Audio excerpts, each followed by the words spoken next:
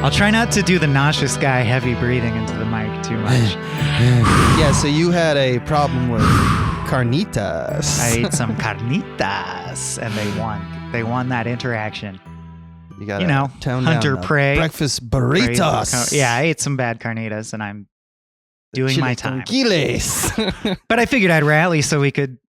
I mean, I was thinking I kind of deserve it. A pig is just as smart and cute as a dog. When I eat pork, I often think about it and feel terrible because they're so smart and cute. I think of like the really cute ones from like Animal Crossing and like, video games where they like have eyelashes and stuff. So it's only right that I purge all meat from my body before we discuss Isle of Dogs. Isle of Dogs, 2018. Wes Anderson. You're listening to Andersons. Mm-hmm. It's a pun. We talk about Andersons. Puns are fun. We talk, Wes and P.T. This is a Wes. We swap a do. Written by Wes Anderson, Roman Coppola, and Jason Schwartzman, all frequent collaborators. He's not shaking up the formula here. Although I think, is Bryan Cranston new to the group? I haven't seen Bryan Cranston. I can't recall a previous Bryan Cranston. And it makes sense because this is 2018, so he would be like a superstar because of Breaking Bad. Yeah. So we added Cranston to the stable, and of course Koyu Renkin as the kid who speaks Japanese and not English. And so therefore our zeitgeist, he won't get as much credit, but, and then all the usuals, everyone you expect, Edward Norton, Harvey Keitel, etc. Yeah. There's just, I believe that Tilda Swinton has 2 lines, and like between the 2 lines, I think it's like 3 words. Mm-hmm. He even squeezes an extra because one of the trivia bits was that South Park also did this with George Clooney as the gay dog. But at the end, Angelica Houston is credited as Mute Poodle, which of course is no credit. She's not in the movie. He just wanted her in the credits. He just thought it would be funny to say that. It's like, here's the whole set. Which I think is Anderson cute. People. If you're like, I think of, so I've been thinking about this for a while because if you've been listening to this show, you know that I got kind of, I wouldn't call it an axe to grind. I've mellowed out in my time, but I started off hot against Wes Anderson because I don't like the twee aspect and and that was like me years ago for the last 10 years. But I think more and more I'm trying to find reasons why that might have been true. Like why I really despise Wes Anderson's like approach to filmmaking. And I think it might be just a general jealousy of getting all of the best actors. He is the golden boy. He gets everything. He's been gifted access to everything that Francis you could possibly McDormand, want like as an people artist. that I would fucking, of course, cut off my dick to work with. Right. And then he just says like, all right, so Tilda Swinton, come on over. So what am I doing? If I hadn't already cut off my dick and mailed it to Frances McDormand in an ill-conceived attempt to win her love. And, and all Tilda, he's like, all right, Tilda Swinton. This is my Wes Anderson. All right, Tilda Swinton. All right, Bill Murray, let's toss you in. All right, Bruce Willis, who has no business being here, but I like you. Say, Say 18 times. All right, you're done. And I'm just like, fuck you. Fuck you. But I mean, I don't know. I don't know if that's why. I just try to give, as part of my growth in this series, I'm trying to give myself credit for being a little bit of an asshole, because I think that some of my opinions are those of assholes. I love to watch you grow, and thank you. I'm sure the listeners appreciate it as well. I do think that, like, especially in these, because you can get even bigger stars or more, right? If they're just doing a voice thing, like you said. Yeah. So with these ones like Fantastic Mr. Fox and Isle of Dogs, who, if the listener doesn't know, are both stop motion, it really feels like Wes Anderson is legit just the ultimate version of a child playing with action figures in a diorama, right? He's like, and I have my Tilda Swinton and I have my Edward Norton and I dress them up in their little clothes and I put them in the little, like people you wouldn't expect, like Yoko Ono's in this. I'm like, how did that happen? Like, that's weird, but all right. Yeah. I don't know what your life is.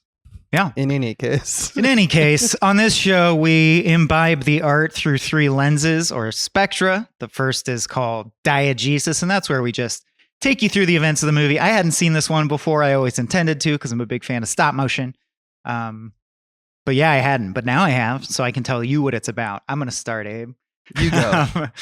Prologue. They tell us just about a guy called the Boy Samurai and his headless ancestor. And the Boy Samurai is our main character who we'll get to know in the present. But first we find out about his ancestor, who was a boy who stood up for dogs everywhere. There was in ancient times, in this alternate history version of Japan, there was a war between dogs and humans, or not, more of an extermination. The humans were going to exterminate all the dogs, and he betrayed his own people and beheaded, I think, someone, the leader of the opposition or whatever, and said a haiku, "I turned my back on mankind, frost on a window pane," and became like a symbol for caring humans who care about dogs. I think we can cut to the present. Yeah, so then we get some cool taiko drumming over the credits. We cut back to near future Japan, 20 years in the future, and we meet the mayor of Megasaki City, who is Kobayashi, and he gives a big Citizen Kane-style speech from a very imposing rostrum, saying that the time has come again to execute all the dogs because they're sick, they carry disease, they can bite you, they shit everywhere. There's these things called dog flu and snout fever, which are spreading and threaten to transition to humans. So his big platform he's running on this time as mayor is kill. At first it's not kill. That's how they get you, right? At first it's we're going to ship all the dogs to an island and all the dogs will happily live on a big farm upstate on this island called Trash Island because it's where they send all their trash. It's a landfill. So everyone loves that idea. Because not they're everyone. Monsters. There's two. There's two. a fissure in the populace. There's anti-dog and pro-dog. That's true. There already is a small pro-dog movement, but enough of society's on board that it happens. Yeah. All the dogs get rounded up and He's deported. the popular. Yeah. And it turns out the mayor's ward, who is an orphan he adopted, who turns out to be our main character. I forget his name. Atari.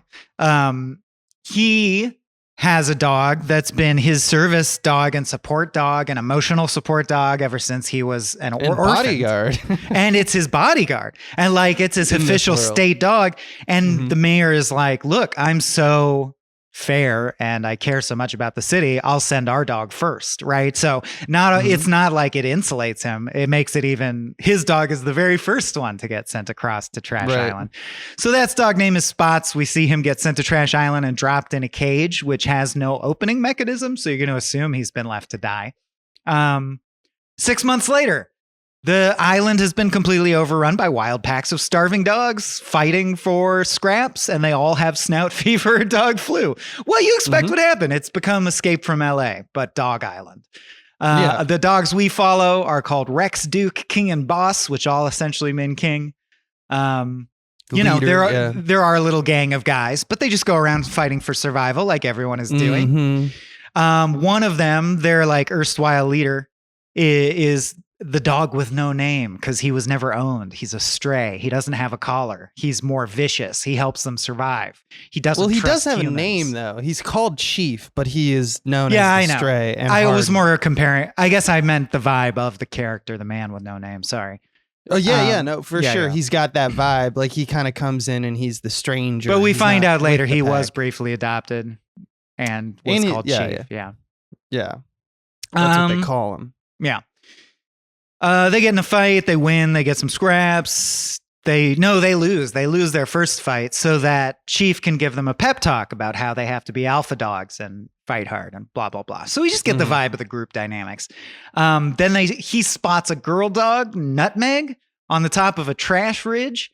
And we get a very common Wes Anderson thing, which is like the way it's shot. You're like, oh, he's in love with her. Instantaneously. We just accept that as a fabric of the film. Okay. So he's in love with her and he goes like, who's that? Right. And they tell, oh, that's Nutmeg. She's Felix's mate. And he's like, oh, okay. I'll just stifle my love for her then and carry a torch till it comes up later in the movie. Then they go, what's that in the air? They have a very like diffuse existence. They just kind of wander around. Well, I mean, they live on Trash Island. And they go, hey, what's that in the air? It looks like a plane crashing. That's crazy. Turns out it is a plane crashing. It's the little boy, understood by the film to be the descendant of the samurai of legend and also a pro-dog activist. He has stolen a plane and flown dangerously to Trash Island all by himself in defiance of his father and society to save his dog Spot.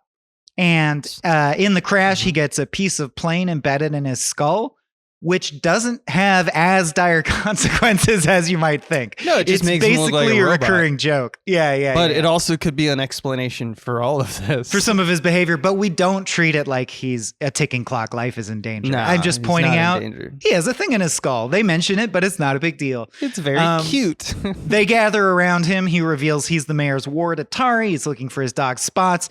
Important to say that they don't explicitly understand his language and he doesn't understand theirs. But the movie plays with that a lot, right? Sometimes it seems like he almost can understand them, but he never explicitly can. But often they're like, we get it. We understand from your points. You're looking for your dog Spots. Like they'll miraculously just understand exactly what he's saying. It's just a dynamic used throughout. So it sort of becomes a Saving Private Ryan where they're like, for want of anything more directive in our lives, we'll help this kid find his dog Spots. And at first they take him to a cage with a skeleton in it. And they're like, huzzah, quest complete. Sir, this is your dog Spots, this skeleton in a cage. And he goes, oh, fuck. And of course, he's despondent. But then through a series of humorous misunderstandings, or one of the dogs sees the collar on the skeleton and is like, that looks like a nice collar. I want to wear that collar. He doesn't need it anymore. And they look at his collar and they go, that doesn't say Spot. It says Sport. This is a different dog. Perhaps Spot yet lives. The quest is back on, right? I think that's, yeah. And then feel free to jump in whenever you want if I'm going too far. This takes us to the flashback, so it's a good passover point. Yeah, we get a flashback, but before that, I just want to interject a few details that we learn while we're because we kind of learn about Atari and the fact that Atari's parent, the mayor, isn't Atari's parents. Yeah, but rather he's an uncle that took them in as a ward when his parents died in a train crash, which is one of the things we learn a little bit later is he lost a kidney in that train crash and it was kind of a PR stint, but also like he was his uncle. Meanwhile, apparently the pro-dog scientists have cured snout fever at this point and back on the mainland, but no one knows about it, but it's going to be there because they're the opposing political party. This is going to be the thing that they run on later. So the government's will bring as the pro dog, I believe they're called the Science Party. They're going to bring the dogs back. So it's keep the dogs away versus we can save the dogs. But with help of the pack, Atari buries Spots and repairs his plane. But as he takes off, Edward Norton dog realizes that mentioned Sport. Also, it's not Spot, it's Spots. Spots is the name of but Sport is not either of the those, kind of not red herring, but like kind of the MacGuffin that starts it all. And Spots could obviously therefore still be alive.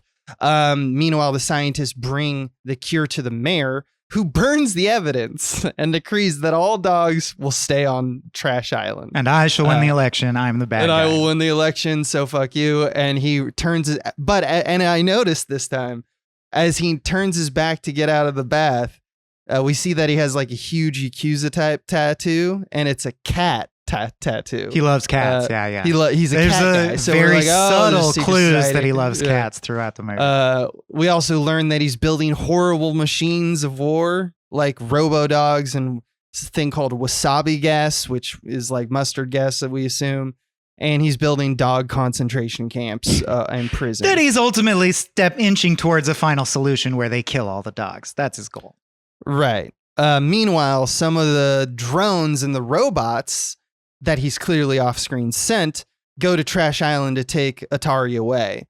And they treat him like a dog, and they put him in a cage, and they have like the nets, like the dog catchers. And the Edward Norton dog turns direct to camera and says, "This is child abuse. This is fucked up. This is one of my favorite got out of moments hand. in this movie. Awkward." And the Bryan Cranston dog, who is Chief, is best in fights. So he goes up against the Robo Dog, and then they try to take out the others. And also, more importantly, he says, "I'm against the little pilot." Bryan Cranston in general despises humans, And he doesn't want to fight for Atari. It's the other dogs in the pack that do. And since there's no de facto leader, really, they kind of just aimlessly do what they want.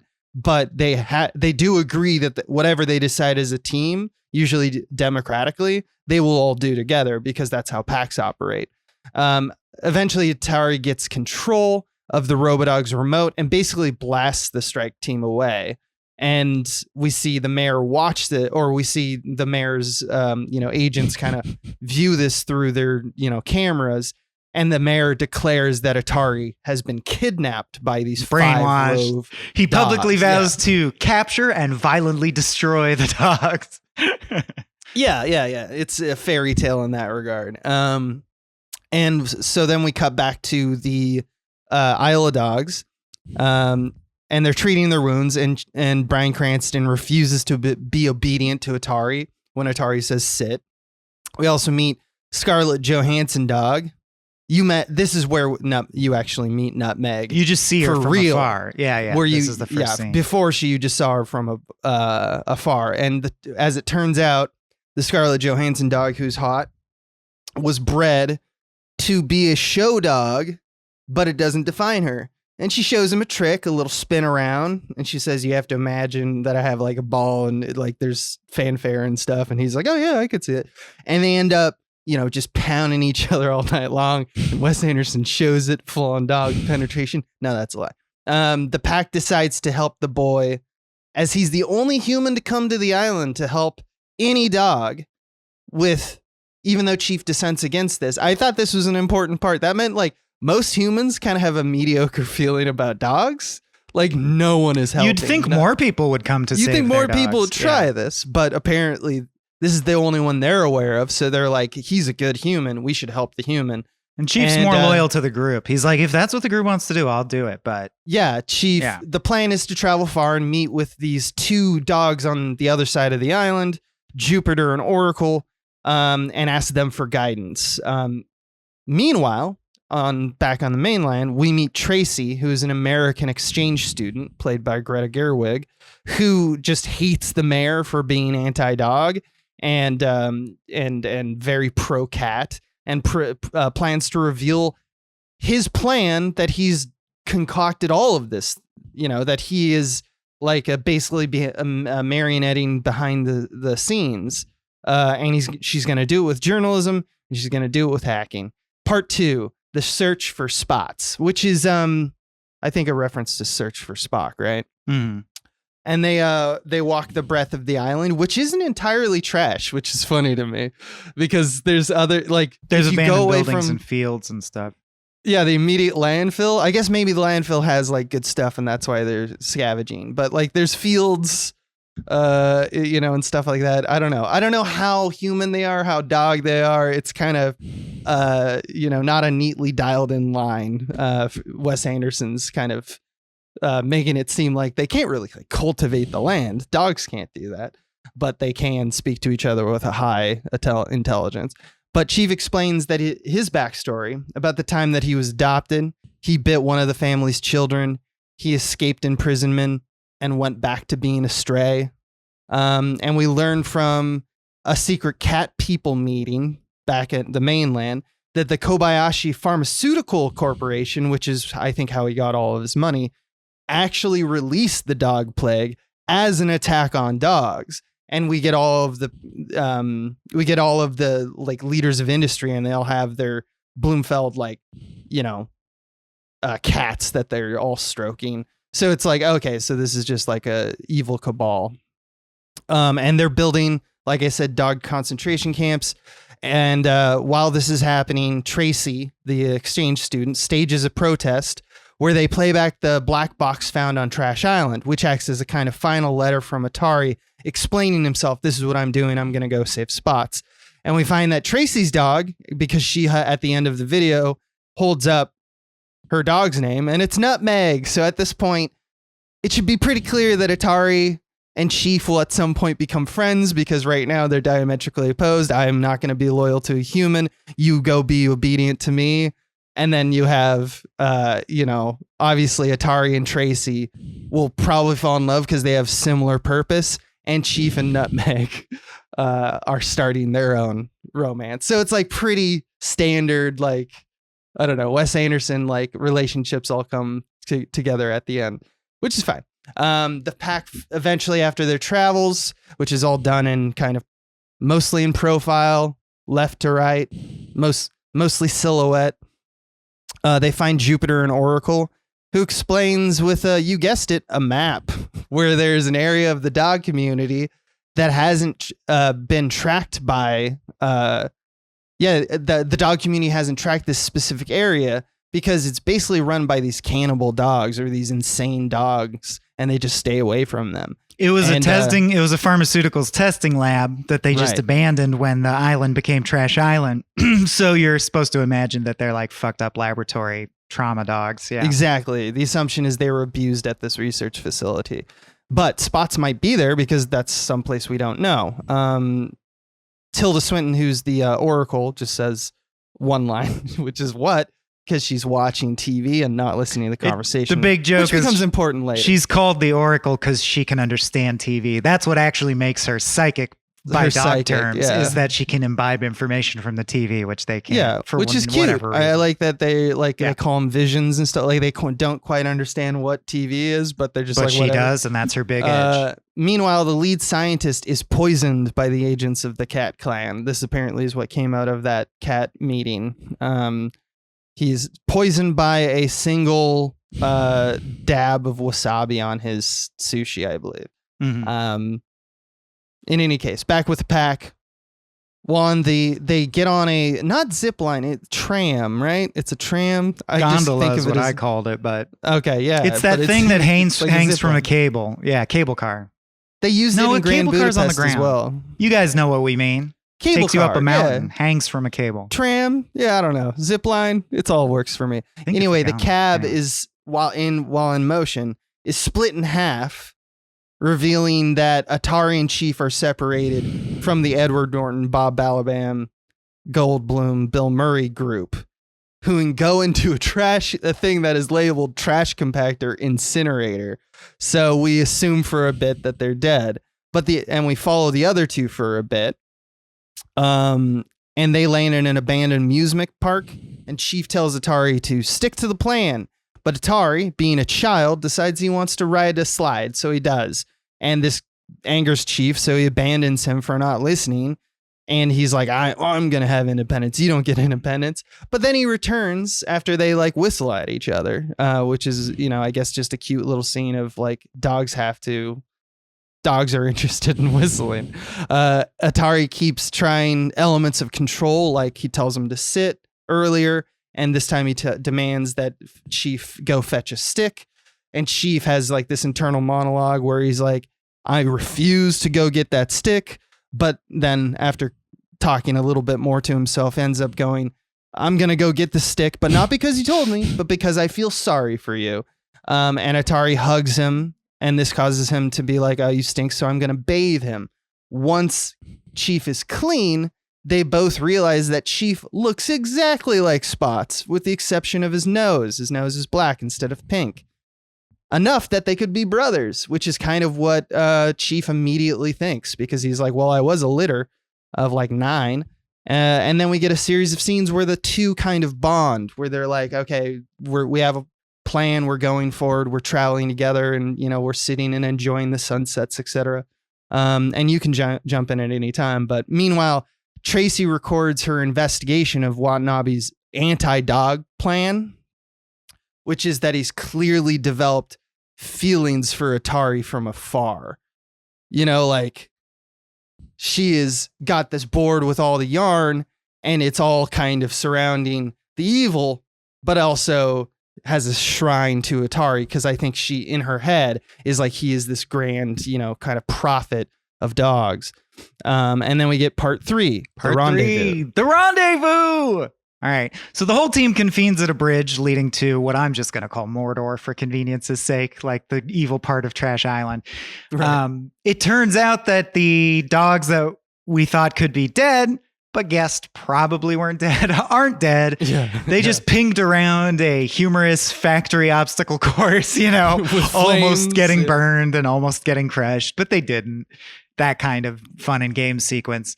But on their way over the bridge with the gondola, when the two gondolas convene, they like get out and have to cross a bridge across, you know, a chasm. It's the only way forward. And as you cross it, it has sensors and stuff. So it pings the bad guys as satellite, just an excuse so we can get to the climax. So now the bad guys also know they are there. So they immediately get descended upon by drones and robot dogs. It seems like they're surrounded. We flash back to how Spot originally got taken in his cage by the cannibal dogs.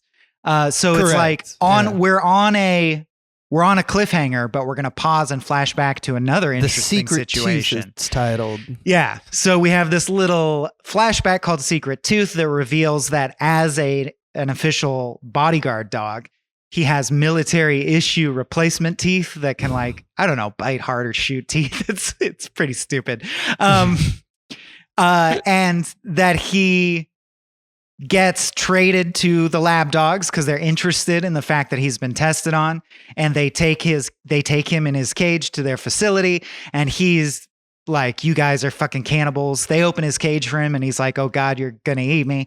And the lead dog is Harvey Keitel, and he's reveals, you know, I'm not a bad dog. Basically it was an Alive situation or Society of the Snow. You eat a dog once. He's like, basically what we ate is. our leader dog because he died and we were all starving. And as he died, he said, please, you guys eat my body to survive. So it's like, it's the kind of cannibalism that you would go, oh, well, that's okay. Maybe I'd eat a human too. Yeah. So he's like, we're not all that bad. It turns out Spots became enmeshed in their society. I think became their leader, or at least, you know. Yeah, it's later revealed that he worked up the ladder, and he also Became, met like, the leader of the Peppermint, group. who's another hot dog. Yeah, he has his own bitch, which I can say in this context. Back in the present, Spots hears Atari over their headset. Something we didn't establish is that since he bought Spots, they had, because he's his bodyguard, they had this stupid two-way earpiece like a bodyguard would have with its, you know, even though a dog would never have that, just accept it. It's a joke. But because of that, now that they're close enough to each other, they can communicate. And Spots knows that Atari is here and that he's in trouble. And Atari knows that he's in the right place and Spots is here. So yeah, it's that he shoots bullets. So Spots comes out and opens up his teeth and spits bullet teeth at everyone and wins the fight. He's ripping his teeth out with his tongue and then spitting them at people, and they explode is what appears to be the dynamic. Yeah. So it causes enough chaos that the good guys can escape into the sewers. And as they float down those sewers getting away, they sort of have a little conversation and catch up. Spot says, I'm the leader of this new band. I can't abandon them because I have a child with Peppermint. Yeah. Peppermint. And my love. And he says, I officially ask to resign as your bodyguard, which first infuriates Chief because Chief has just recently rediscovered the meaning of loyalty to humans. And he's like, how could you betray your fucking blah, blah, blah. And Spots is like, well, you're from the same litter. You're my brother. Or not an explanation of that. Kind of a straw man. I just love that the logic of this conversation is. He's like, why don't you do it? How dare you do that? Hey, we're brothers. Right? Why don't you do it? Yeah. But it works because, of course, the movie has set us up such that is Chief's destiny anyway. How convenient. Yeah, exactly. So Chief is like, actually, you know what? I do like this kid. I will become his new dog. So they have shifted. He has a new dog, and the old dog is free to pursue his life. That doesn't officially happen, but it's in consideration at this They're point talking in the about movie. it. Yeah. Yeah. Meanwhile, the government they falsely proclaim that the kid has been killed in action and publicly use him as a martyr to convince everyone that the dogs must be exterminated. Exactly. So we've reached the point where now the evil mayor will even give up the kid. Like he's no longer protecting the kid's it's safety. unclear. The mayor might actually think that Atari's dead because there's footage of him falling into the causeway. So it's like, well, like you said earlier, it seems like when he's nice to an Atari, you get the impression that it's at least half just a PR stunt. Like he thinks it makes him look good. It's kind of the jangling of keys that Wes Anderson will do and a lot of filmmakers will do, where it's just like, well, I want a better, more like in a way dignified and like emotional moment later. So I'll distract you from exactly the specific logic of the character now. So because he doesn't ask the question, we assume, oh, the mayor's just being evil, but also based off like what's going to happen in the next 20 minutes in the movie, we're also going to go like, oh, he could have actually like, you could tell me, oh, he actually does love Atari. He hates dogs. And I could go, oh, okay. All right. But he's also like, he does love Atari. So I could buy either interpretation for sure. I could, it's somewhere but in the middle. It's unimportant, I guess. A helpful owl comes and relays to them that Oracle had another vision on the TV and needed to tell them. And basically her vision is that she saw on the news that they're going to exterminate all the dogs. And they're like, please save the world, essentially. Help us, Obi-Wan. You're our only hope. So they go, all right, time to be goddamn heroes. They build a sailboat out of scrap and many sailboats. Trash. And that's a reveal. Yeah. So then we pan out to reveal that the ropes are tied to a bunch of rafts. And basically they're bringing an army of all the Trash Island dogs, or as many as would volunteer, to come, I guess, as the mayor always feared, attack the human world. I think, that's right. On this trip, the chief officially becomes his dog and trades places with Spot. They do like an official changing of the dog guard, and almost like Lost in Translation, Atari says his final piece to Spots, but we don't get to know what it is. We just see him do that. Right. And you know, I assume it's you were a good dog or whatever. The puppies are born.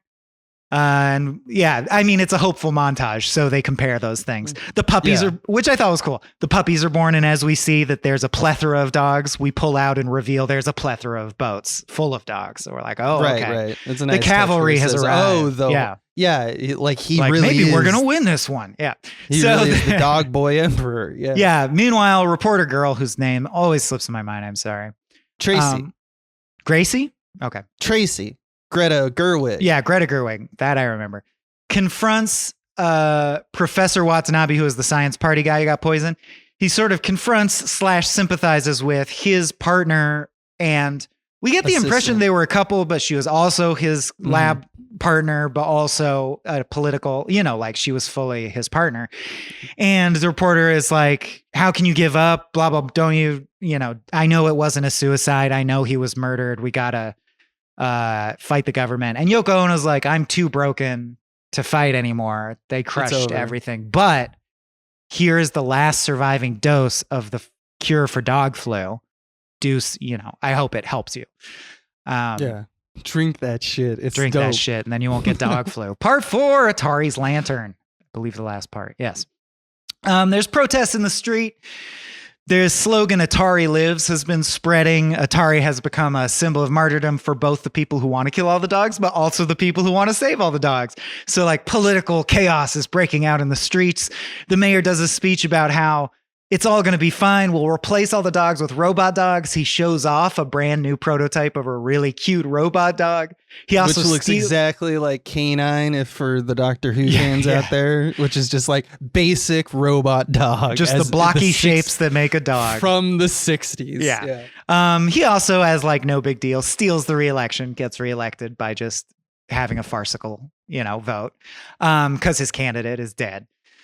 Let's see. The report. Gracie and her friends storm the stage in protests, and we've seen this repeatedly from him. He likes to appear fair, and he likes to appear kind. So he goes, "Let them say their piece," even though the government's like, "Should we shoot them, sir? Should we drag them away?" He goes like, "No, let her speak. Let her speak." Which was a really stupid move on his part, because she reveals the whole conspiracy and the fact that the cure works. And his only defense is so Trumpian, which is really funny, is he insists that they're paid overseas agitators from America here to fuck up our culture. And he revokes her visa and deports her back to Ohio. And it sort of blows over. Like he stifles the dissent. And then we see a scene where he literally gets out a big red murder button. But that will attack all dogs. But that will kill all dogs, I guess. Yeah. Or tell the army to start the process. But before he can press the button, at the last second, our dogs and Atari storm in and inject Chief live on stage with the cure, and it cures him. And people see that it works. And then Atari demands to speak. and they feel like they have to let him speak because now the audience is turning on them. The dead boys come back. Yeah. So he speaks, and Gracie translates to English simultaneously. He thanks her for her dogged reportage. Get it? He calls her cute. She blushes as she translates. We get the impression that this is both a climactic movie-winning speech and a meet cute. It's both at once. It's both. They're like, hey, you've been doing the thing from afar. You like dogs? Hey, I like dogs. Hey. Yeah. Finally, he says, which I'll just say now, I don't get this as an argument. I just like dogs. I don't understand this argument, but he says, the cycle of life always hangs in a delicate balance. Therefore, we shouldn't kill dogs. I'm like, I don't really see how that connects, but I agree we shouldn't murder dogs. He reads a moving haiku he wrote about how we shouldn't kill dogs. Right. It's sort of Napoleon Dynamite-esque, right? He's won everyone over. Everyone cries. Yeah, victory, victory, victory. He compares himself to a stray dog, and he even melts the mayor's heart, which is the ultimate victory, by saying, don't you see, I was a stray dog, and you took me in, and now, like, I have a life and I have all these great things. You're going to kill all the dogs? Like, come on, man. Don't be a dick. I know you're not a dick. You adopted me. You've been good to me in the past. I actually really like this beat because his appeal in combination with, the response is like very wholesome and heartwarming. Where he's like, yeah, you were good enough to adopt me. You've raised me well. You're going to kill all the dogs now? And he's like, you know what? I have a haiku. And his haiku is, not fair to the boy. Not fair to dogs. I have no honor.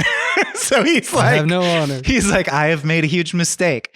And then his assistant, a very creepy Alfred the Butler coded guy called Major Domo. Well, clearly Lurch from Addams Family. Yeah, well, his enforcer. So he's like his enforcer and the head of the military wing or is something. He has like he's like his chief of staff or something.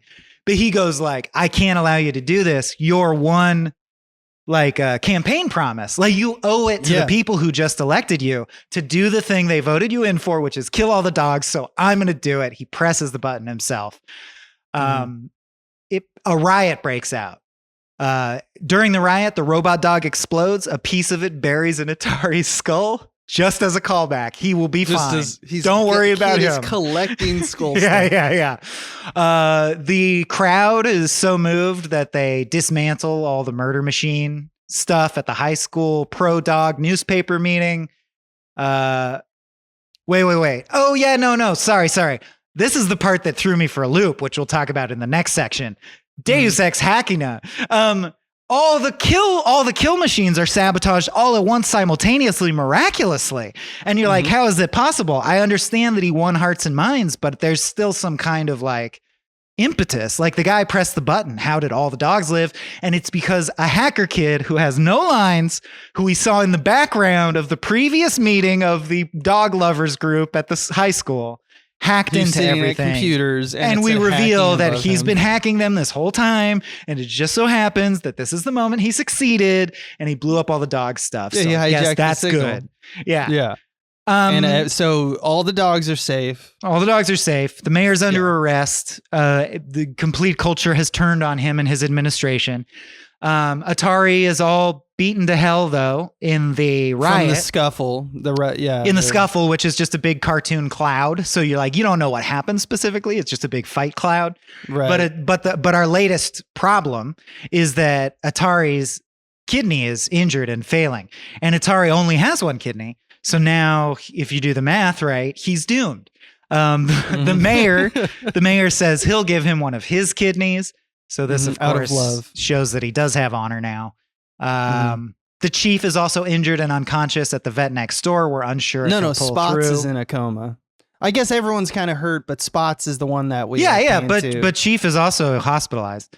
The point is they all live and everyone's fine. It's sort of like it's like an LA Confidential where you're like, oh, he lived too. Oh, everyone lived. Everyone lived, it seems. And it turns out, as the last remaining direct descendant of the mayor, Atari is now the mayor, which is due to a bylaw, because the power of authority goes to the next of kin for the mayor, who is now being, because even though he did do all those gestures, he still did a crime. So he has to serve imprisonment for that. So that means in which I don't think is any government ever. It's maybe I'm wrong. I mean, maybe it's I think that's what we'll talk about in the next artifact segment. of like how emperor fairy and, tale like this shit lords and ladies and stuff.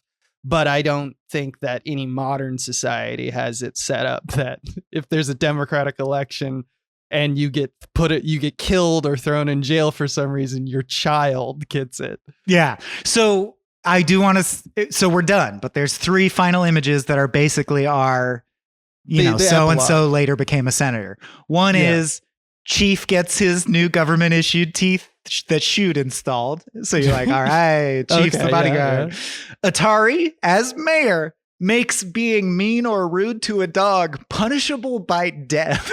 That's not true, but it is on the table. It is a part of that. It's joke, being discussed. Seriously, he is actually the one to say that seems a little harsh. He's the one who says maybe that's a bit much. But to me, the joke is that Wes Anderson was going is like, what? So if you're gonna be mean at a dog, your penalty is either death or 30 days of community service and a fine. It's somewhere in between. And we see that Gracie is, their boyfriend, girlfriend. And Spots gets a caged statue in his honor. So you're like, oh, he did die. But then it pans down through the ground and we see that he lives a lavish, like waited on lifestyle with his wife and puppies in like an apartment suite built under his statue. And he's also RoboCop. He's got like a robot eye. Yeah. So, and he celebrates with his family. And we get a montage of dogs have been reassimilated into culture. The entire corporation and its cats are put in jail. Every dog gets the serum. Trash Island is now home to robo-dogs, which I thought was like, that's a nice little detail. Maybe there's a sequel in this. Where we now expand our care to now, does anyone care about the plight of the robots? Yeah. What's their deal? Because do they not bleed? And that's the end of the movie. Which takes us to pedagogy, where we talk about whatever we want. So it sounds like you were revving up for one. Go ahead. Sorry, I'm just going to move my comments to how to do that on my notes. Mm-hmm. Well, pedagogy, I think there's 2 things we can talk about. You might have more, but the 2 that there's obviously the examination to totalitarianism. This is 2018, so it's definitely a cultural nod to the 2016 American election, but also the timeless efforts of how tyranny occur throughout history and culture. And then there's the other one I wanted to talk about, which is what's been remarked as cultural tourism by Wes Anderson for this film, which is, I think, more of a reactionary kind of like critical aspect. Like that's more of a criticism of the film as opposed to an inspection of pedagogy. So I could talk about totalitarianism or anything that you want to talk about, right? I did write that he's essentially making little dollhouses for weebs, but I mean, there's that. I didn't find it overly offensive. There are things I could do a little essay on.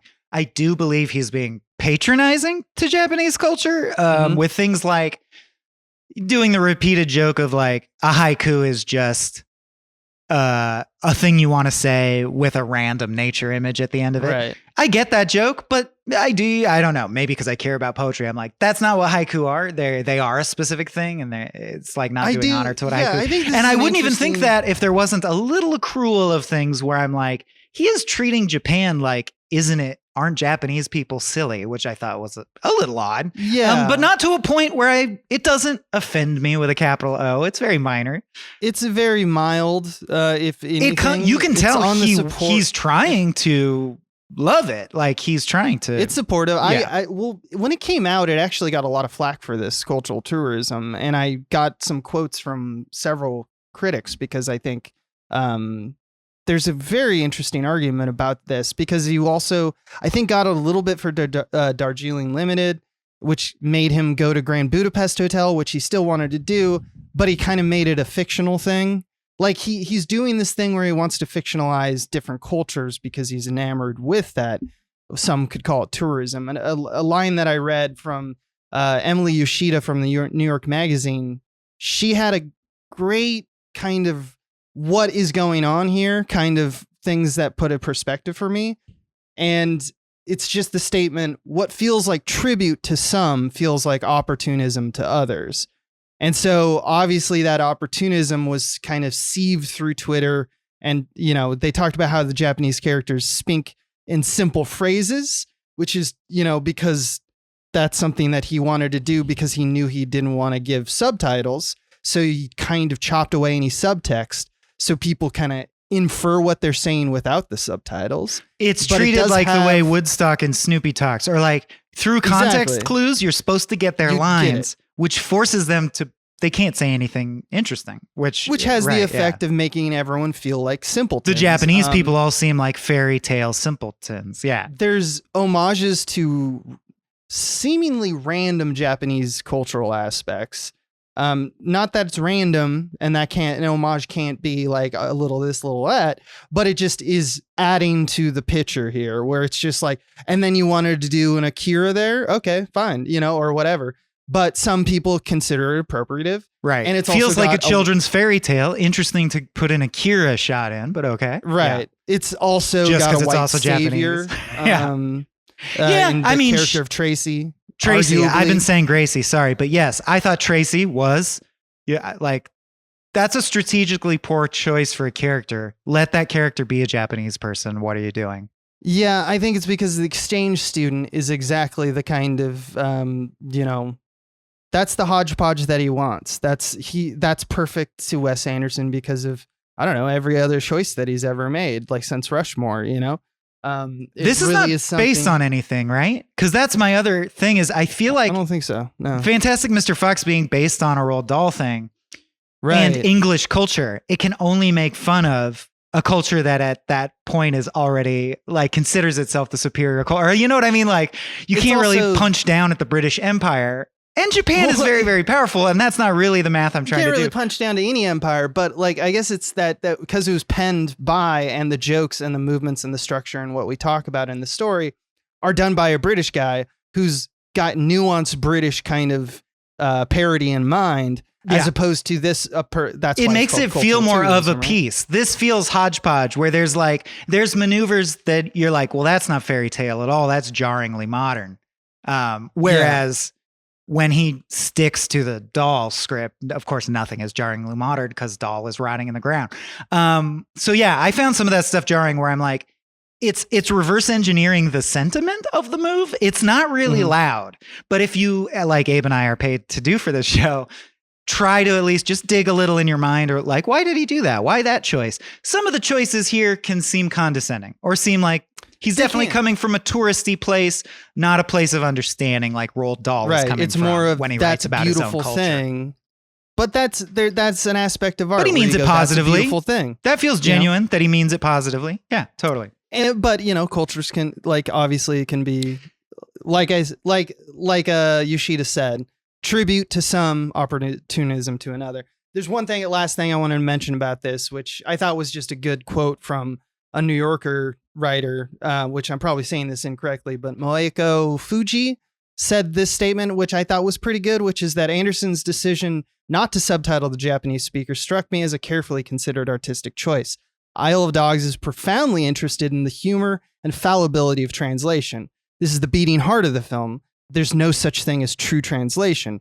Everything is interpreted. Translation is malleable and implicated or indicated always by systems of power. And the film shows the seams of the translation, demarcates a space that it is as accessible and funny only to Japanese viewers. So I just thought that on the other side of the argument, there is something that Anderson is doing here that is trying, I think that's why we're not feeling a huge criticism toward him, both you and I, because we can tell that first off, it's mild kind of cultural tourism. It's not overt and crazy, but also there's a thematic involvement of why he's making these decisions that do seem on point. So it's up to you and you watching the film. Is artistic choice, is that a valuable artistic choice, or does artistic choice have value in consideration with this kind of what we've been calling kind of non-tributes, but rather opportunism? Anyway, I feel my last thing to say on this is I feel like it's the subtle difference between Wes Anderson going and I didn't put subtitles in because I thought there should be a special access place that Japanese native speakers have where the jokes only hit to them, because and it echoes the fact that we wish we could communicate with our dogs, but that process is challenging. Right. And then I would say that is admirable. You know who could do an even better, more nuanced job that would definitely resonate with fluent Japanese speakers more? A fluent Japanese speaker who came up with this idea and thought that would be a cool thing in their movie. Yeah. And both are true. You know, like Stephen Chow makes a better, but it doesn't mean Wes Anderson can't say anything useful about blah, blah, blah. Yeah, exactly. I will say the aspect that actually offends me more, and again, offend is strong, it's more like, well, that's not helpful, is I thought his fairy tale handling of fascism, maybe just because it's ascendant right now in the world. Yeah. I'm glad we kept this to second. Yeah. It really bothered me how cute and cuddly and no big deal he made the rise of fascism. And I'm like, it's not, dude. It's a serious problem. And he's like, days of the Holocaust. I know. Just a loose parody. And he's like, and it's good that that Atari becomes the king at the end. I'm like, that's bad too. That's not a happy ending. Yeah. His it seems to say, fascist dictators are so silly. Let's love dogs at them until they get embarrassed and go away. And I'm like, you're not a serious person, my friend. Well, that's the thing with Wes Anderson is I don't think he thinks he's a serious. No, he's not. He's not. Because in the end, the imagery that I actually it's a fairy tale. Really kind of I found super compelling, and I keep thinking about it since I've watched this recently.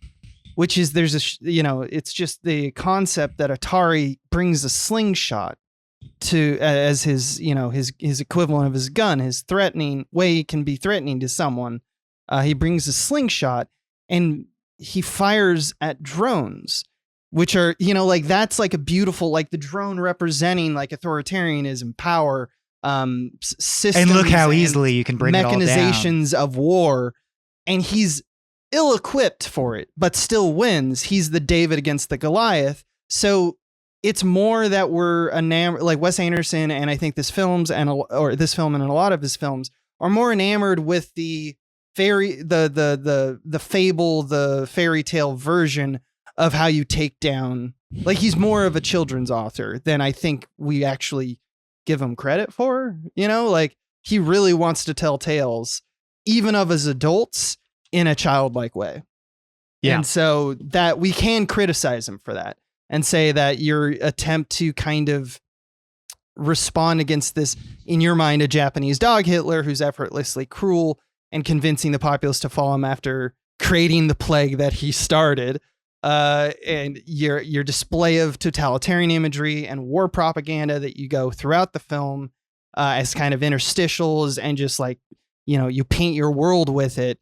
It's because you're inhabiting the world like a child. You are walking around and looking at these rooms of propaganda and saying, that is beautiful. It's at least indicative of this place. And as a filmmaker, sometimes you are asked to just come in and document what a space is and say, this is the space as I saw it with my vision.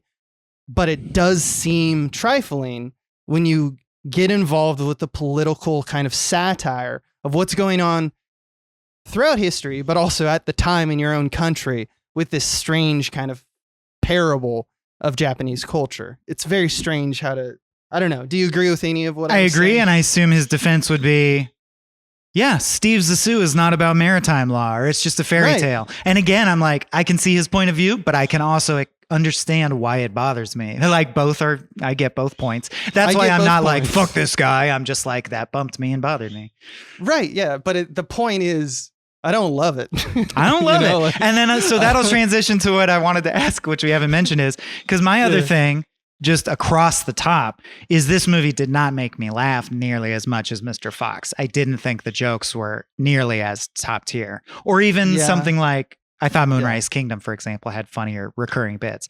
Yes. So did you like this movie? Because for me, it's pretty low on the ranking of the movies we've covered thus far. Yeah, I actually think this is more beautiful than Mr. Fox. Like, I think that I also wanted to go over some amazing props. The aesthetic and stuff before he we is leave. nailing. Like we said before, I think we said on this Fantastic Mr. Fox episode, it's almost like he's at home in stop motion. He has a cinematographer that he uses for all the live action stuff.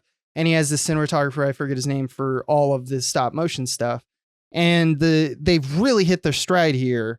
This is pretty fantastic looking across the board, even though I will argue that I find it off-putting. Like, it's not for me, and I don't know why, because he sometimes, like, for example, he does this rapid hair movement thing that he actually did it in Mr. Fox as well, which is to like mimic wind. Do you know what I'm talking about? Well, Where, it's like, also it's also a desire to be organic or all natural or whatever. My understanding from Mr. Fox is usually when you have a furred creature, they'll take steps like combing between every shot or creating fur that is stuck in place, but it looks like fur so that it doesn't do that. But he said, no, use real hair. And when you touch it and it gets mussed up, let it be mussed up. And they're like, well, so that means from frame to frame, it'll always look like they're like squiggle vision. If you're familiar with Dr. Katz or home movies, and it's like, and he likes it down. I think it's a legitimate choice if that's what he wants. It has this taxidermy look. You know what? It looks like taxidermy. Yeah. That time-lapse video of the fox being eaten by bugs. Or Jan Svankmeyer's Alice, if you're familiar with that. Yeah. So that, like, it's hard for me to get into, but you know me, I love Paranorman, and like the human teeth in this movie are terrifying. I don't mind the live with some grotesque I like aspects. I don't know. I find it endearing and homemade and twee in a likable way that the fur is not perfect. It definitely, I go, ugh. So like when you ask me, like, did I laugh and did I enjoy this movie? There are things that I admire about it because I can just look at it like I feel fairly concretely and, you know, like dispassionately and go, oh my God, that's some amazing craft work. But at the other instance, it's not for me particularly. And I thought the writing, you're right. I didn't laugh that much. I thought there was some very cutesy stuff, but I felt that way more or less about Wes Anderson pre-Moonrise Kingdom. So like, I don't know. I don't think I'm going to ever like another Wes Anderson movie, but he might surprise me. But this is more of the same. This is Fantastic Mr. Fox, a new story, slightly different aesthetic, but not really. And story-wise, Wes Anderson basically makes two stories, as far as I'm concerned, which are dysfunctional families that grow together. Broken love, broken mutated love. Yeah. And there's themes that trying to are live. in both archetypes of films that I'm plotting out here. Yeah. But the other one is the storybook version that we get of, you know, like a boy who conquers some demons. Right. And then he often combines the two. That's the joy, right? Zissou and Tenenbaums are like, what if there was some fairy tale aesthetic to a very serious adult drama about dysfunction? That's his jam. Exactly. And those are not my biggest, those aren't the genres that really jump out at me as like, oh, my favorite. But so there's that. And I do think that while he is honing his craft, you know, in a very particular way, like he's nailing it more and more as he gets older about exactly what makes a Wes Anderson film. I also think that he's losing a little bit of the passion, a little bit of the risk that usually he had early days where you're like, that is a hell of a line. Like there's stuff in Rushmore, there's stuff in Tenenbaums that is like, that is an intensely dark thing to say. Oh, are they? And that's what people find valuable about Wes Anderson. So, or like, oh, you've clearly been through some shit, because that's a true thing to say that only a traumatized person could say. Agreed. I do like the combination of fairy tale aesthetic with dark themes. That's why Stephen Page from Bare Naked Ladies is my favorite songwriter.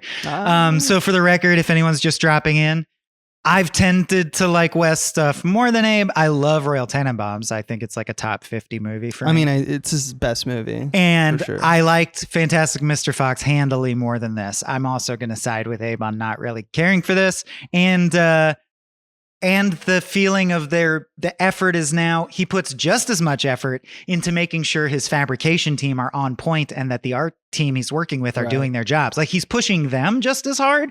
But for my money, if you're going to put this much effort into a movie and you've made this many good movies that are structured well, that do have satisfying turns, when you got to the point where someone said, oh, fuck, the robot dogs are all over the island still, how would they stop the robot dogs without killing we'll just plant a silent hacker kid in a previous scene. And then at that scene, we'll show that kid and say he hacked it and they blow up.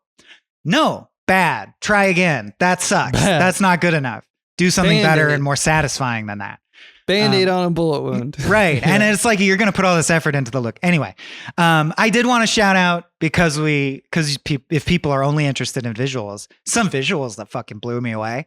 Obviously, as you might expect from a casual tourist, there are many frames that replicate Hokusai and Hiroshige paintings, but in a good way. Like the water swirls around the island look like he's the guy who did the wave is the Hokusai. That's the one you know. That actual painting appears in the film, but also like the way the water around the island swirls is a signature Hiroshige move. And he references the basic big hit Japanese artist. They do a turntable shot as they all tell their woes to each other, all the dogs, and roam around Trash Island, which I thought was really cool because I haven't seen one since like early Popeye cartoons. It's where you project or, you have something walk in profile and it's on a turntable. Each dog, when you finally get a close up of each dog's tag actually has additional subtle information on it that if you care to, tells you about their character. Like, he takes really good care of of the 4 tags we see, only his is shiny. There's a shot where in the background he's licking it. So it's like, oh, he cares about his tags thing. They do this tag work that's like, you did try hard or you have attention to detail. It's always cute and funny for an anthropomorphized animal to suddenly do a mundane animal thing like sneeze. But I did find that joke got old really fast where they're constantly sneezing from the dog flu in the middle of lines and then continuing their lines. Their little home base, which is a beaver dam made out of bottles, is beautiful to behold. It's just beautiful looking. The section you talked about where you said they go through a bunch of very defined spaces and profile, it kind of reminded me of Hero, like very color-coded spaces. They go through a white space, then a gray space, then a blue space. I thought that was great. Use the sunset as like a yellow backdrop. It looks like a cartoon. It's a cartoon. It's beautiful. It's an anime. And they did this really cool thing where anytime you see anything on TV through a security camera or on any kind of screen, even if it's like, I thought that was clever. Even if a guy's like looking down, like a soldier at one point looks down at a tricorder type device and it has a readout of what is in front of him and it's cell animated. Everything that's on screens is cell animated. I'm like, that's cool. It doesn't mean anything, but it's cool. Mike Fuji of the New Yorker bringing up that the translation is malleable and implicated by systems of power and everything's interpreted and there's no true translation. Like all this stuff is like, I don't know. Like, I think that might actually be intentional on like even the devices that we use to record real time, politicians talking and stuff like that, or like events down a cell phone or a security camera. All that stuff, the idea that it is displayed in a different way and different artistic medium is actually kind of, that does feel like thematically involved. That feels like he's making a statement about the fallibility of translation. Even better. There is a conspiracy involved. So yeah, that makes sense. Maybe. I don't know. I guess what I'm saying is it's beautiful if it's just an affectation. If it means something, even better. Either way, yeah, it is a cool choice because it adds a charm to it. And a lot of that stuff looked like sometimes it looks like Miyazaki, sometimes it looks like Akira, Yeah. There's a lot of frames that are Kurosawa like influenced. Mm-hmm. I think we're pretty deep into the Howdy Doodad at this point, right? I'd love to, if I could wrap up Pedagogy with 3 more bullet points, that'd be good. The last thing that really, really resonated with me, but it's also life context, but I've never seen the character from the point of view of a dog who bites, but they don't fully understand why they bite. Because our dog, Rolly, bites, and we're about to have our first kid, and it's becoming a very serious thing of, can we keep him? If we can't, who would take him? If he bit them, would they sue us? If there's no other option, do we have to put him down? Like, that's where we're at. And it's devastating, and Jen and I are crying about it frequently lately. And when they get to the scene where Chief bites a human, and then he immediately goes, why'd I do that? I have no idea to this day. I guess I was scared. I don't know. I just bite. I'm like, that is exactly what Rolly seems like after he bites. So it like really impacted me just because of like, I don't know. It felt insightful in terms of connection.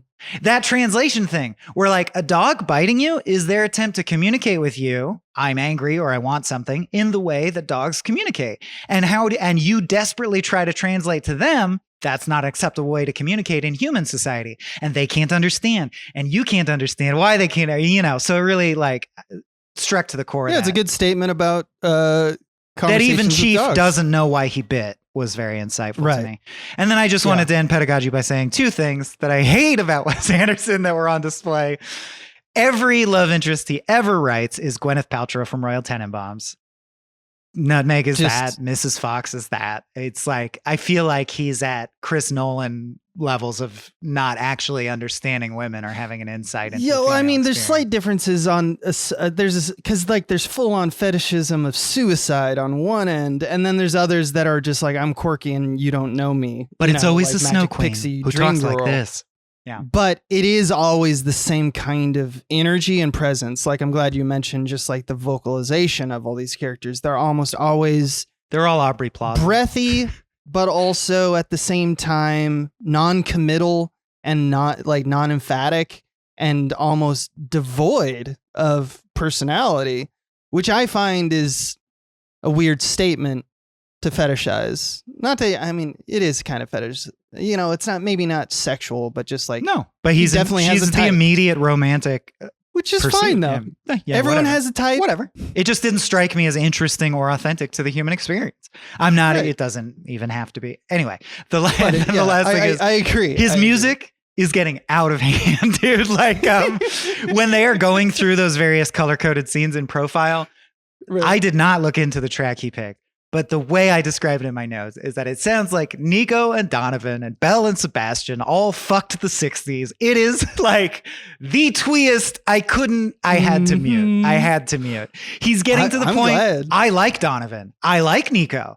And he's getting to the point where he's playing music where you're like, you're trying to like dare me into not liking this, aren't you? Because it's just a guy going, and then we went through the whipper fields. So you're like, shut up, bro.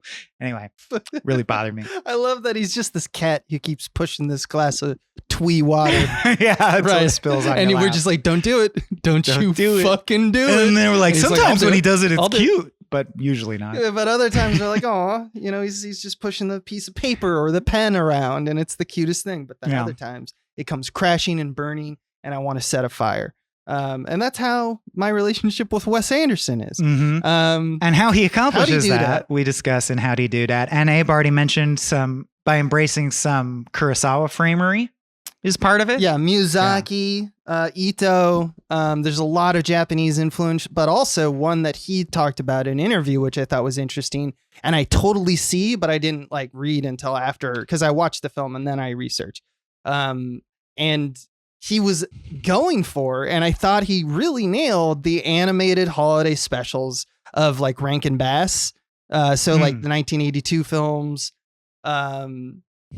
Plague Dogs, from the Wikipedia, Disney's 101 Dalmatians.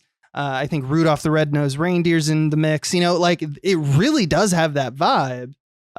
It also kind of feels like Leica films of this, Contemporary, decade, right? Yeah, like Paranorman or Cujo and Two Strings, where they're still doing this Kubo. kind of stop motion. Cujo and the Two Strings would be awesome. Cujo and the Two Strings. And yeah, I just think that that's a really kind of cool, like he's kind of he's hitting his mark just as to why those are the marks. Interesting. I don't know. Yeah. But that's definitely what he was going for. Agreed. And I think there's you mentioned some clever stop motion ideas. Like they open the dog serum at one point in the lab and like the liquid nitrogen fog that comes out of the canister is just like a loose blue wool that just evaporates. And the way it evaporates is they just literally take strands out one at a time. And then, and it's just like, that looks really good. They have hella fun with the lab sequences because it's obviously, it doesn't have to mean anything. It's just chemicals mix and produce a serum. So they go ham on it. Like they have all kinds of crazy beakers and lights and shit. It looks really right. Yeah. They have like projection and stuff like that in there. And it's like, oh, wow, this is really like they're hitting everything. Same for the cartoonish scuffles that happen, where it's just like a dense kind of Whoa. almost like cotton swabs. Yeah, you know, they're fighting in a cotton mode. candy cloud. Yeah, it's so and it's a really good recreation of like what I see in animation, like a Disney like dust up, like a Mickey Mouse, like a bunch of people fighting, and you see some arms and you see some, God. but mostly it's dust. I wonder what brilliant animator invented that, because there was some day where Right. they were like, this fight sequence is due tomorrow, and this guy's fist is hitting the cheek weird. Could I just throw a big cloud? They're just in a cloud, Yeah. you know, it's like you can't see in there, they're just scuffling. Hell yeah, dude. also That'll save us works as a thousands of way- dollars. It also works as a way to bypass the violence. So in kind of like Yeah. a Hays Code just way, here's chaos. like Disney really understood, like, okay, we're gonna use that because like when I do want the violent beat, I don't want to see a slap has purpose and it's very personal, but a scuffle that's completely covered by fog and Yeah. dust, The fog of fighting. that you can kind of objectify and like disassociate from that. I do. I often do. often do, Most but of my it's howdy covered. doodads are because the IMDb trivia page was so bad for this movie that I fell in love with some of them and got really stupid trivia.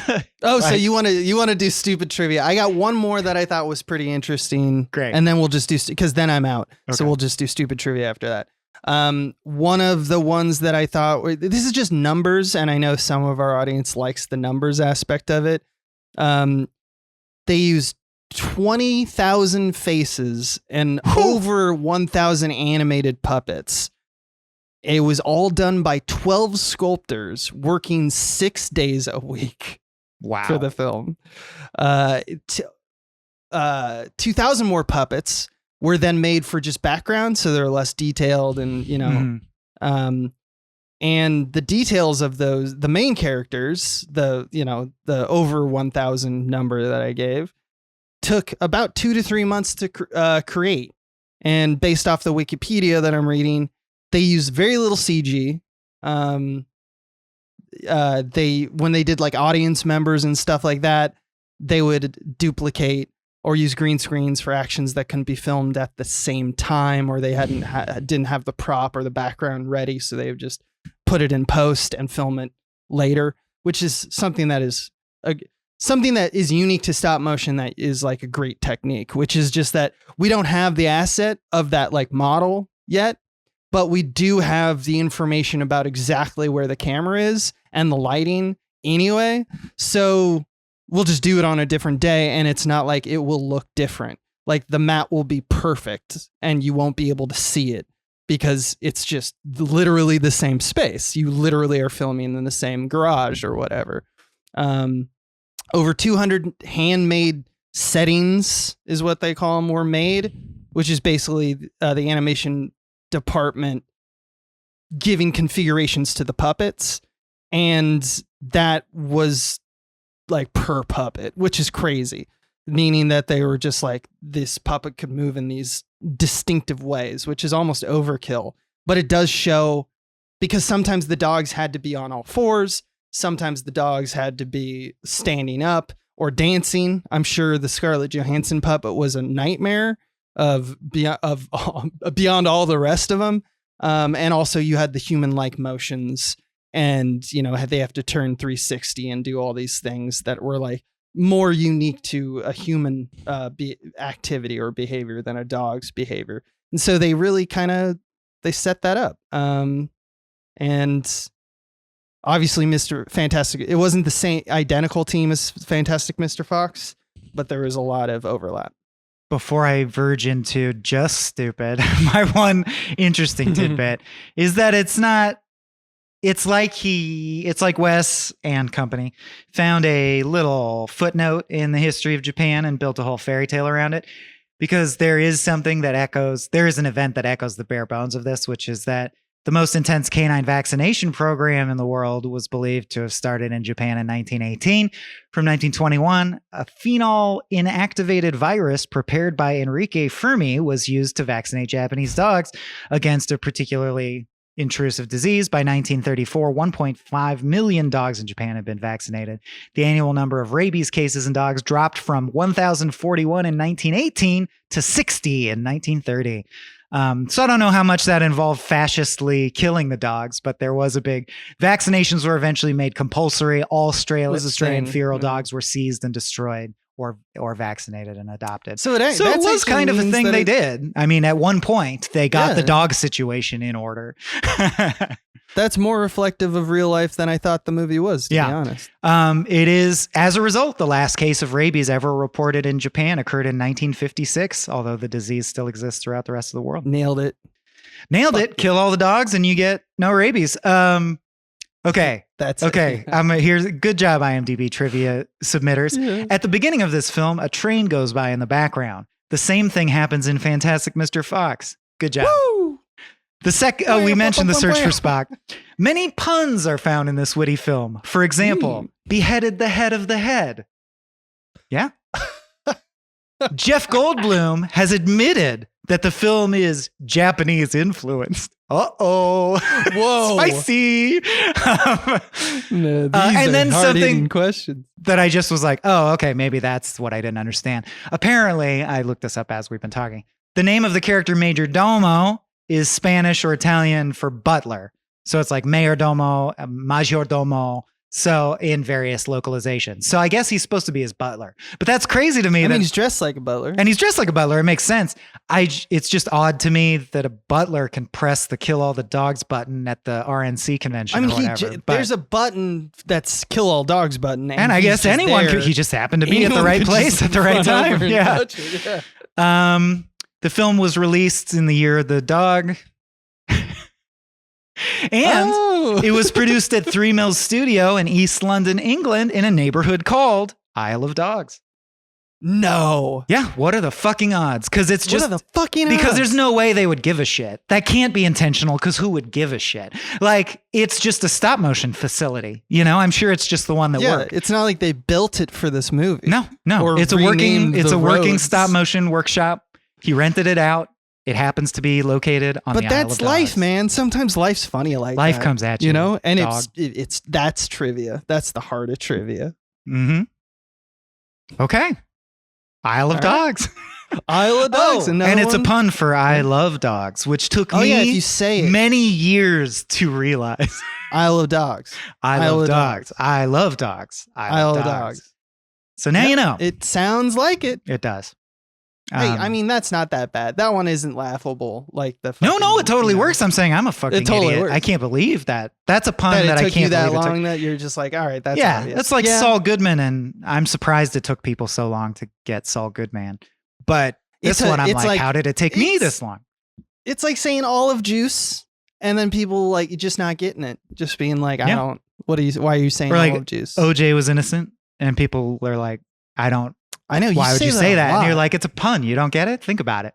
But that's just who you are, and that's just a part of the Michael Swaim experience, is what I've chalked it up to be.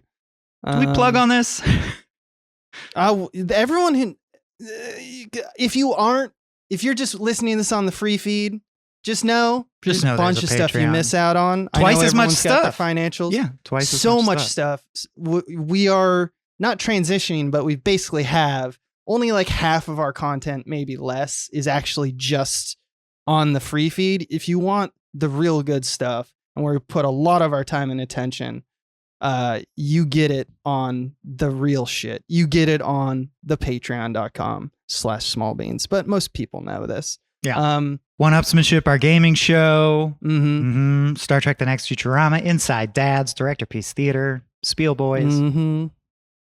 Yep. And hopefully soon to be updates on our movie, which we know is taking way too long, but it's just the nature of indie filmmaking. We'll explain it all, because that's kind of the, our MO here is to kind of transparently make the movie in front of you. So we'll kind of tell you how we made our decisions and what was really going on as the updates continue. Yeah. I don't know what that has to do with this show, but we like to just scatter in like, we didn't forget about the movie. Papa Bear is still a thing. It's just stuff that will be on the Patreon feed. Yeah. For this podcast, this is our 17th episode. We're up to 2018. The next movie that came out of these two directors comes out in 21. They both have a 2021 release. We got Licorice Pizza and the French Dispatch. And since we just did an Isle of Dogs, I feel like the next one we're going to do, Licorice Pizza. Licorice Pizza. Huh? Yeah, never seen. And we only have 3 left. Wow. And then Because the one after that is Asteroid City. if you've been with us long enough to know that these happen in between seasons of King of King and you only care about Stephen King, you can probably start getting excited. Yeah, we're 'cause that 4 out means in, from like- Kings of King returning, so look forward In to like that. 3 months, we'll be releasing Kings of King instead of Anders' Son, which will be over until, you know, They get one of off these their two asses, directors yeah. resuscitate themselves, which will probably be Wes. I bet it'll I have happen a a few feeling times that before like we die. PTA is only going to make another few films. Another and he one also or two. takes way longer. All right. Anyway, good that's talk, my friend. Good talk. Thanks for listening, Finish everybody. the series strong. Thanks for listening. This has been a Small Beans endeavor. We're a bunch of pals who make podcasts, sketches, music, web series, and movies. The beans always have new ideas percolating, so make sure to check us out at patreon.com/smallbeans. That's patreon.com/smallbeans, where you can browse all of our current and past content, see what we've got planned in the future, and learn how your support can help the small beans grow into huge, giant monster beans. If you enjoyed this content module, please like, rate, subscribe, or tell a friend about us. We love you.